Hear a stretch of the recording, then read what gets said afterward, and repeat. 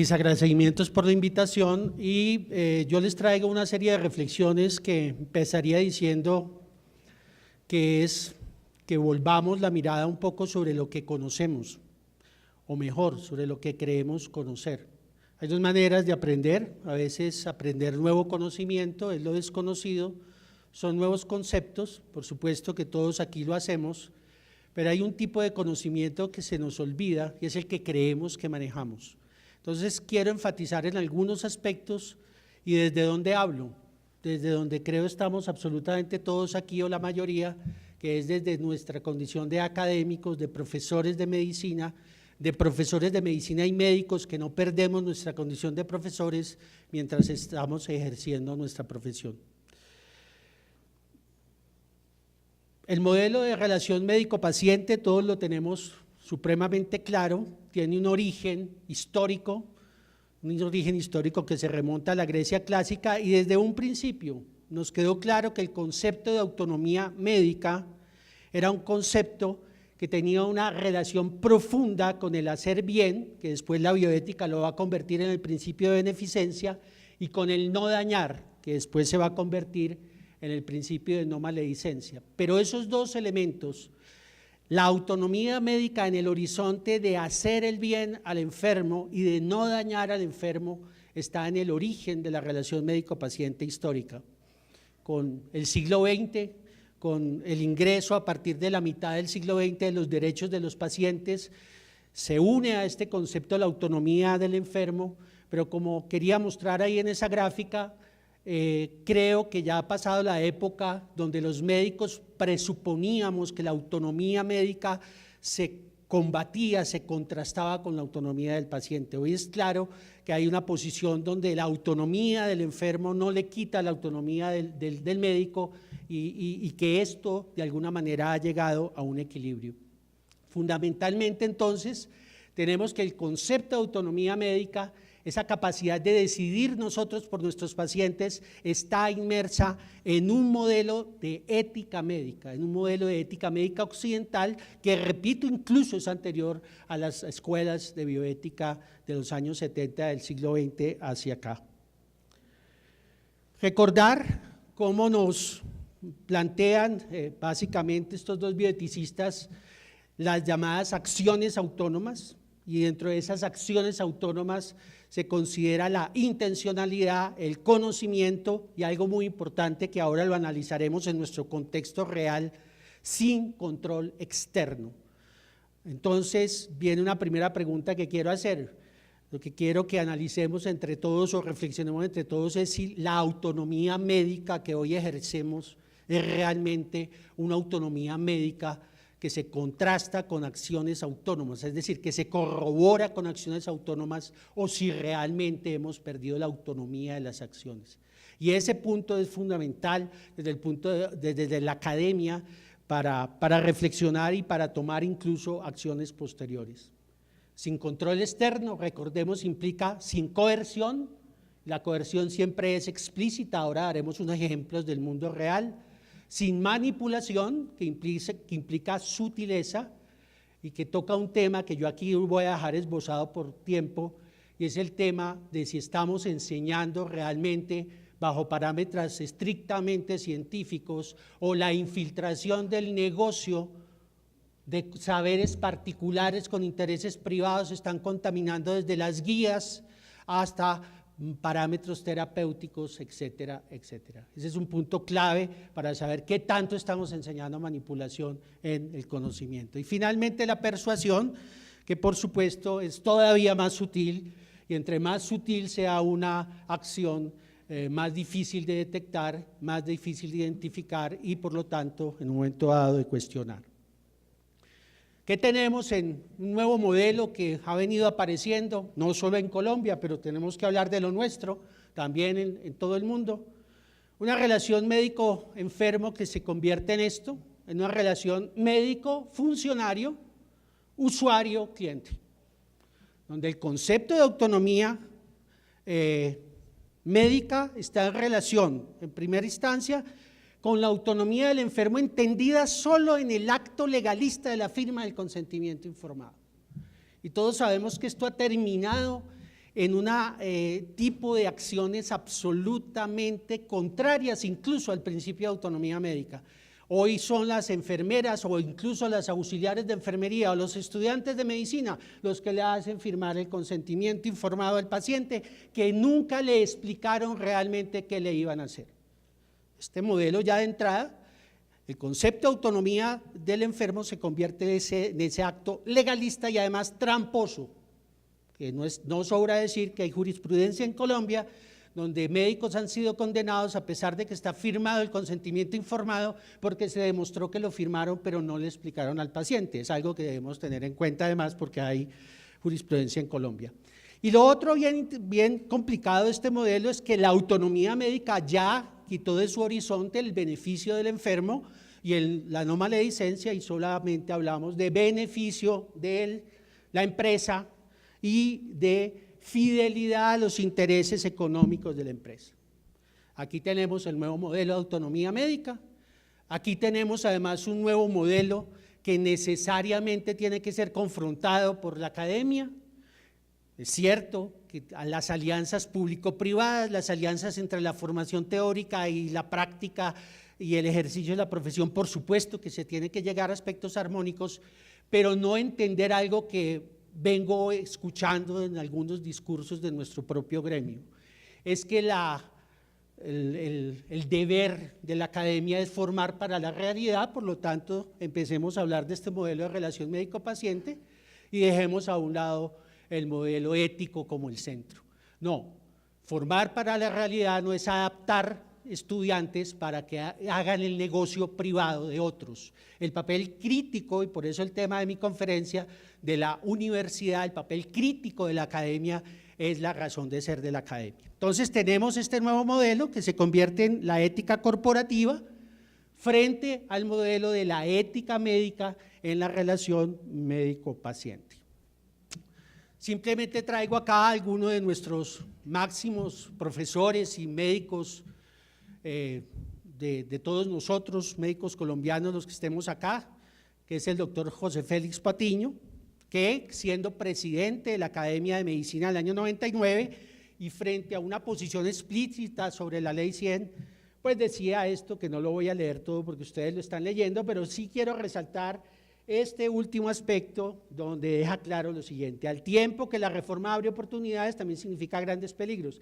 En esencia, la responsabilidad social del Estado ha sido transferida a entidades comercializadoras, con la cual las empresas suplantan la gobernación política y el concepto de rendimiento industrial aplasta la milenaria moral hipocrática.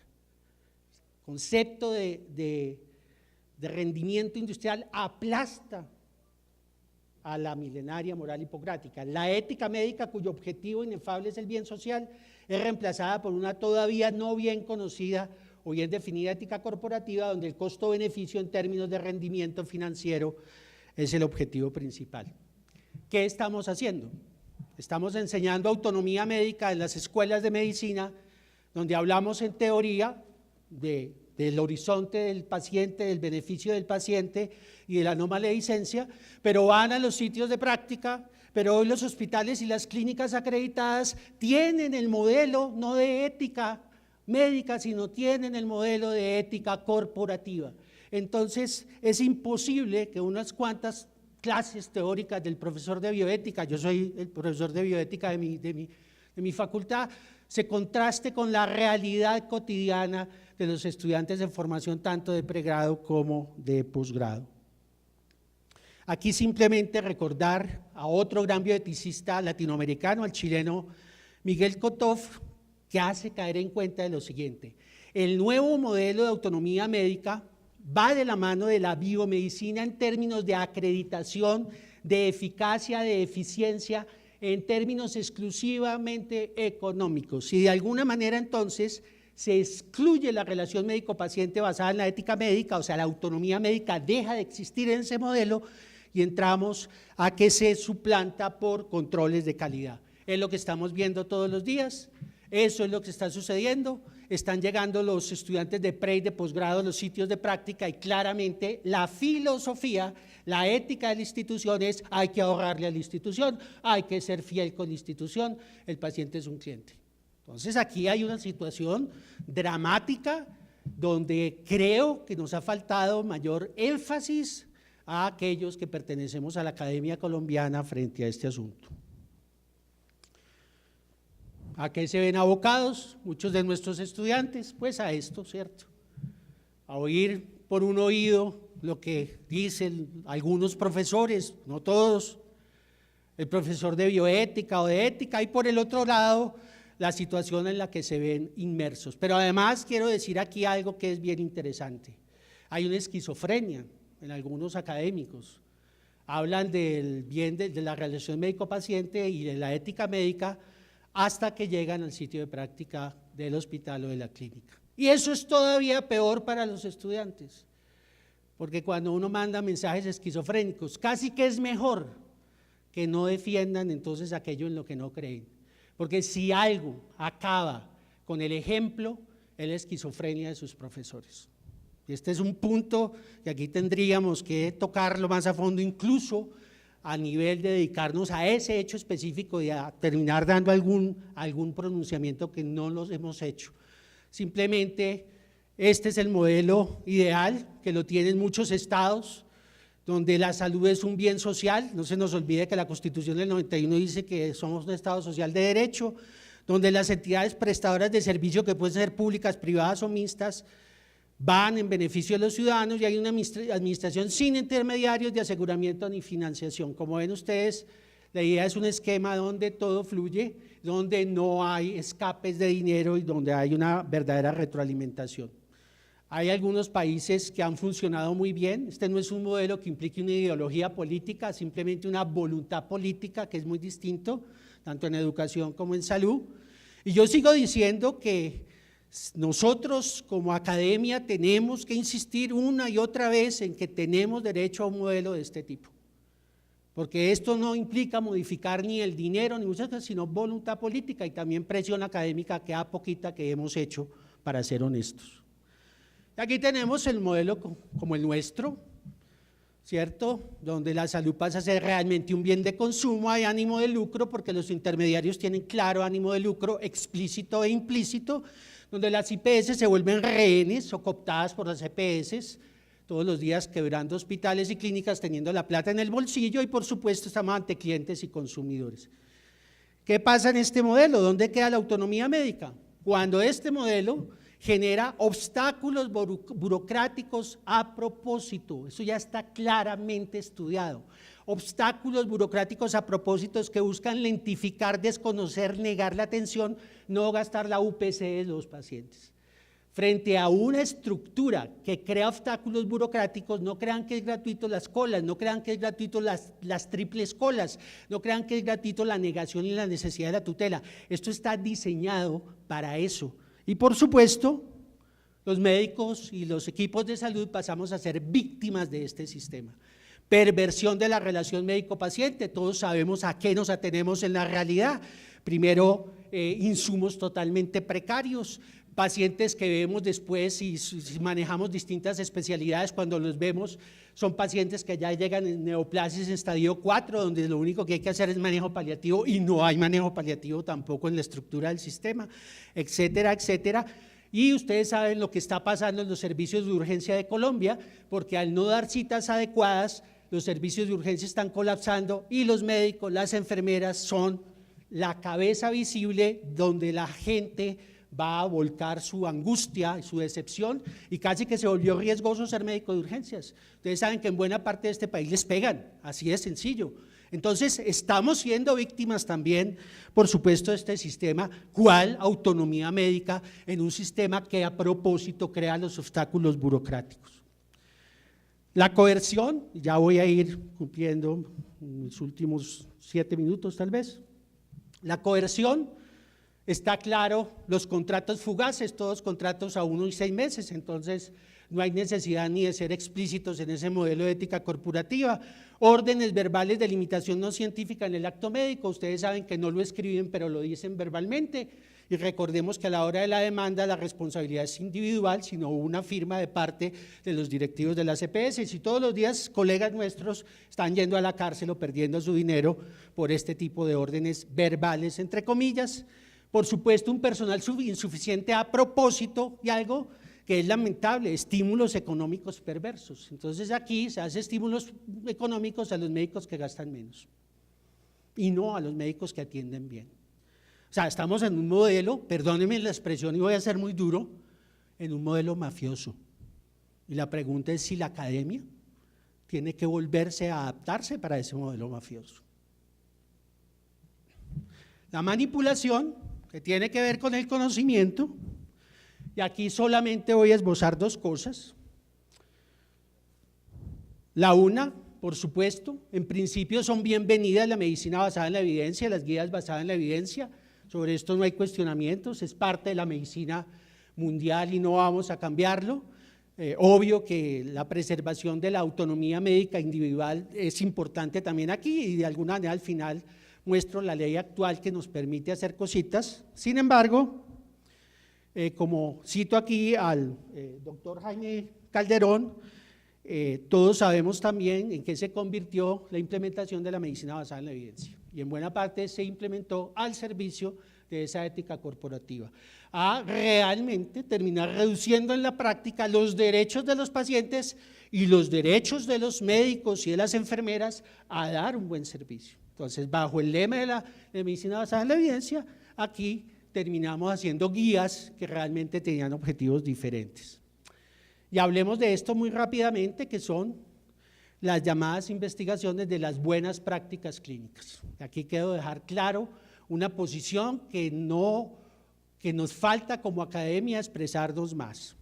Ustedes saben que aquí hay dos modelos en este momento, FDA en el 2004 hizo la ruptura y fue decir, no creemos en los códigos de Helsinki, nos vamos por el modelo de investigación de las buenas prácticas clínicas y no se nos olvide entonces que las buenas prácticas clínicas nacieron de las multinacionales de drogas, se desarrollaron de las multinacionales de drogas y sus investigadores, entre comillas, son empleados de las multinacionales de drogas. La pregunta es si vamos a validar investigaciones que son un negocio privado, donde simplemente vean la diferencia entre lo que significa el Helsinki y las buenas prácticas médicas. Beneficio evidente de las necesidades sanitarias de la prestación de la población del país en que se realice. Helsinki lo acepta, este nuevo modelo no. Obligación moral de acceso a tratamiento una vez terminado el ensayo, sí, no. Restricción de placebos en los ensayos, si existen tratamientos eficaces, no. Es hoy el gran negocio, donde están haciendo investigación entre comillas con drogas que están muy por debajo de las drogas que existen en el mercado y lo pasan por investigación. Tendremos que hacer acuerdos desde la academia de eso.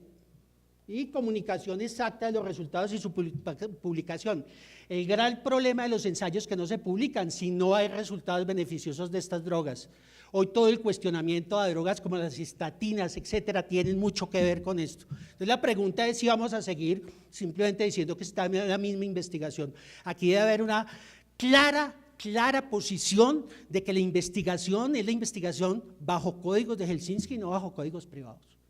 Que podamos tener alianzas con las multinacionales es otra cosa, pero no donde los parámetros los ponen ellos. Y eso es un punto fundamental. Y esto, que son el neologismo puede ser en inglés de las disease mongering, que es el invento de enfermedades, el sobrediagnóstico de enfermedades. Hoy estamos inventando enfermedades desde la industria. Primero se crea la pasta y después se inventa la enfermedad, se crean capítulos, doctor, lo vamos a volver un experto a usted. No voy a mencionar aquí pues específicamente para no herir algunas susceptibilidades, uno no sabe con quién está, pero ustedes saben que existen unas disease mongering y de alguna manera esto se traduce en las enseñanzas manipuladas del conocimiento. Por tiempo, pues no tengo tiempo de esto ya han hablado mucho. Es cierto que la autonomía médica requiere un proceso donde esté los pares académicos, donde esté la atención profesional, donde esté la autorregulación, pero aquí simplemente y acercándome al final quiero traer a colación a nuestro colega, el doctor Esguerra, que muy bien dijo hace algunos años en un artículo, no confundamos autonomía médica con autorregulación. La autorregulación que requiere unos límites y unas normas es colectiva, la autonomía es un proceso individual. Se confunde mucho el concepto de autorregulación y autonomía y creo que lo que ahí dice Esguerra es importante a la hora de discutir entre lo que entendemos por autonomía médica. La autonomía médica presupone, entre otras cosas, o se sustenta en la autorregulación, pero no son sinónimos. Cuando hablamos de autorregulación y normatividad, hablamos del gremio. Cuando hablamos de autonomía, es una condición personal que per se no implica limitaciones, y eso creo que es importante en la discusión que debemos hacer.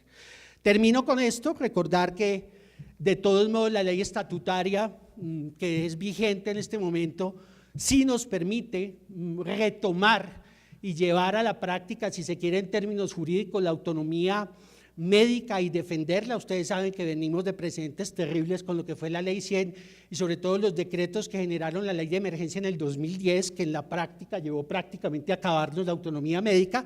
Ahí está el instrumento, pero ese instrumento solo funcionará si realmente la academia se compromete a entender que una posición crítica implica negar de plano este modelo perverso donde los médicos se convierten en funcionarios al servicio de negocios particulares. Muchas gracias.